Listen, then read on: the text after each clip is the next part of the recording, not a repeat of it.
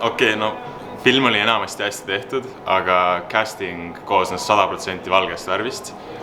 Teisi värve polnud üldse ja see on hästi problemaatiline minu arust, sest ajalooliselt on kuivanud värv olnud ka must, kollane, punane aga neid lihtsalt ei olnud, see film ei esinda ajalugu ja see on hästi murettekitav, sest teised värvid on sama kättesaadavad ja kvaliteetsed kui valge värv ja polnud minu arust ühtegi põhjust valida ainult see sama valge värv.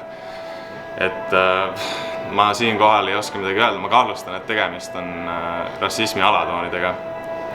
Aga loodan, et see oli lihtsalt lihtne möödalaskmine ja kui ma üritasin filmi ajal ühendust võtta nii-öelda nende kulisside taga oleva meeskonnaga selle küsimuse osas, sain vastuseks ainult vaikuse.